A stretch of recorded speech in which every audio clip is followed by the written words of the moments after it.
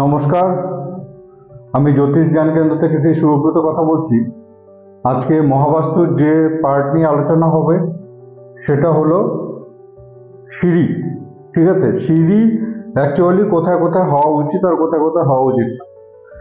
তো সিঁড়ি সবচেয়ে বড় যেটা একটা ব্যাপার সেটা হচ্ছে যে সিঁড়ি কিন্তু মানে কাইন্ড অফ স্টোরেজের হিসাবে আমরা ধরি।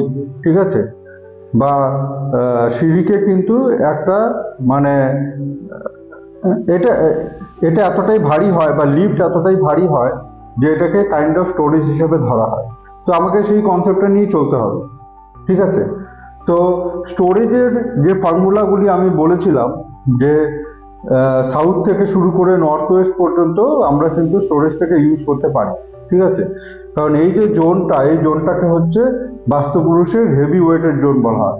ঠিক আছে, তো এই কারণে কিন্তু আমরা স্টোরেজ যেমন যে সমস্ত জায়গায় আমাদের রাখার প্রভিশনগুলি ছিল, ঠিক সিঁড়ি বা আমাদের লিফটের যে কনসেপ্ট সেটা কিন্তু সেম কনসেপ্টই হবে। সুতরাং সাউথের দিকে আমরা রাখতে পারি, এই জোনটা তো রাখবোই না কারণ এই জোনটা হচ্ছে নেগেটিভ জোন। ঠিক আছে, তারপরে সাউথ ওয়েস্টে রাখতে পারি, ওয়েস্ট সাউথ ওয়েস্টে রাখতে পারি, ওয়েস্টে রাখতে পারি এবং নর্থ ওয়েস্টের দিকে আমরা কিন্তু সিঁড়ি ইউজ করতে পারি।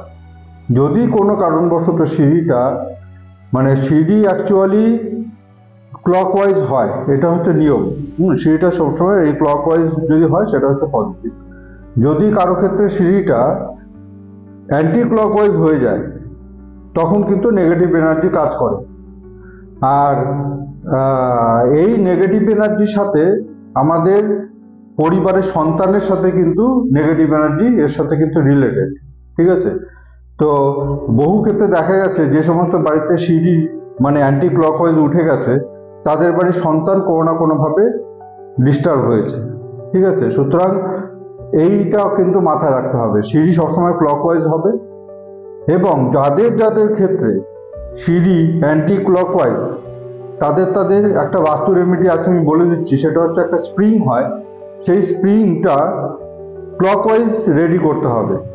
অর্থাৎ সেই স্প্রিংটা যেন এরকম এরকম এরকম এরকম ভাবে ঘুরতে থাকে।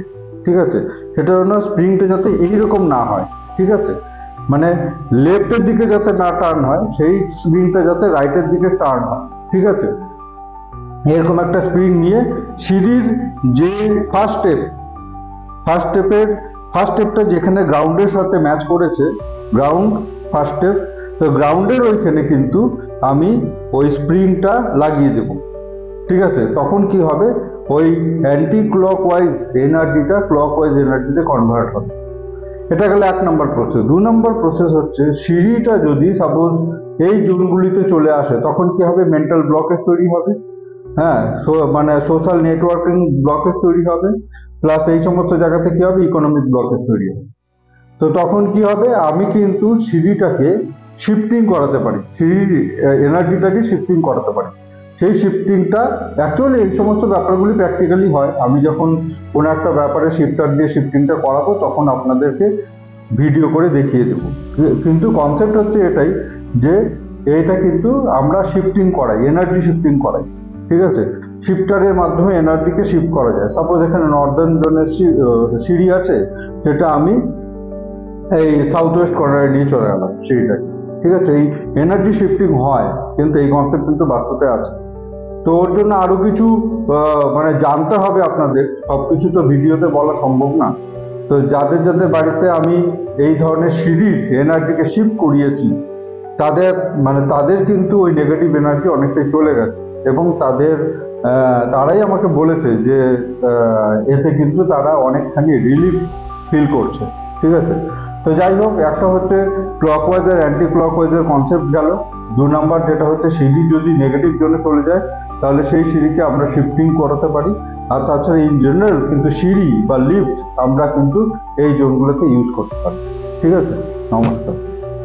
আমার চ্যানেল যদি আপনাদের খুব পছন্দ হয়ে থাকে তাহলে অবশ্যই সেটাকে লাইক করবেন, শেয়ার করবেন, ফলো করবেন, সাবস্ক্রাইব করবেন।